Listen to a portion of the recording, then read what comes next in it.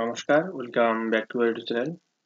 তো আজকের এই ভিডিওতে আমরা কিউব এবং কিউব রুট নিয়ে আলোচনা করতে যাচ্ছি, অর্থাৎ ঘনফল এবং ঘনমূল নিয়ে আলোচনা করতে যাচ্ছি। তো প্রথমে আমরা জানবো যে ঘনফল এবং ঘনমূল কিভাবে আমরা বের করব।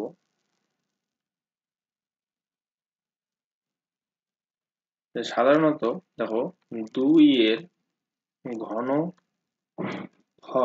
অর্থাৎ কিউব যদি বের করতে চাই, তাহলে আমরা 2 কে আমরা 3 বার গুণ করব।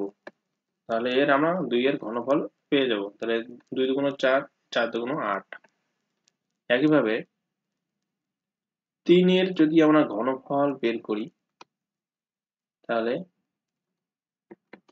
3 কে 3 বার গুণ করব। 3 গুণ 3 গুণ 3, তাহলে 3 3 9, 3 লং 27 আমাদের হয়ে গেল। তাহলে এ একটি সংখ্যা বা নাম্বার মনে হলো। এর যদি আমরা ঘনফল বের করি, তাহলে এ কে আমরা 3 বার গুণ করব। এ গুণ এ গুণ এ, তাহলে এ কিউব আমাদের আসবে। একইভাবে 4 এর আমরা যদি ঘনফল বের করি, তাহলে 4 গুণ 4 গুণ 4, তাহলে 4 4 16, 16 আর 4 64 আমাদের আসলো। এরপরে আমরা 5 এর যদি ঘনফল বের করি, যে 5 একটা সংখ্যা, তা যদি আমরা ঘনফল বের করি, তাহলে 5 গুণ 5 গুণ 5, 5 5 25, আর 5 গুণ করলে হবে 125। আমরা আরেকটি সংখ্যা লিখলাম, আমরা মনে করো 6।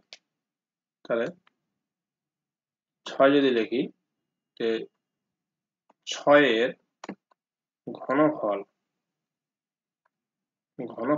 তাহলে 6 গুণ 6 গুণ 6, 6 6 কত আমাদের 36, আর 6 গুণ করলে হবে 6 6 36, 3 18, 19 20 21, অর্থাৎ আমাদের 216 হবে।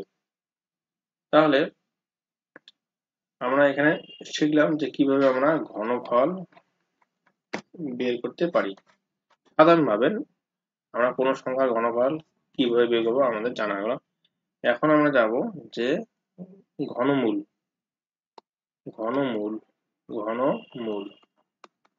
আমরা কিন্তু জানি যে 2 এর ঘনফল কি 8, একটু আগে দিলাম। তাহলে এখন যদি 8 এর যদি আমরা ঘনমূল বের করি, 8 এর ঘনমূল, তাহলে কিউব রুট 8 আমরা লিখতে পারি। তাহলে কিউব রুট 8 কে আমরা লিখতে পারি 2 গুণ 2 গুণ 2। তাহলে এখানে 3টা 2 এর জন্য একটা 2 হবে। আর একটা এক্সাম্পলের দিকে যাচ্ছি আমরা, যে আমাদের 27 এর ঘনমূল যদি বের করতে চাই, ঘনমূল, এখানে কিন্তু আমরা ঘনমূল নিয়ে আলোচনা করতেছি, কিউব রুট। এর আগে আমরা আলোচনা করলাম যে ঘনফল নিয়ে, এখন আমরা আলোচনা করছি ঘনমূল নিয়ে। কিউব রুট 27, তাহলে 27 কে লিখতে পারি 3 গুণ 3 গুণ 3, অর্থাৎ 3 3 9, 3 লং 27। এখানে 3 এর জন্য একটা 3 হবে। তাহলে 27 এর ঘনমূল হচ্ছে 3।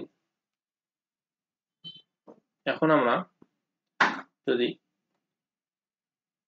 64 এর ঘনমূল বের করি, 64 অর্থাৎ 64, কিউব রুট 64, তাহলে এখানে আমরা দেখতে পাচ্ছি 64 কে আমরা লিখতে পারি 4 গুণ 4 গুণ 4।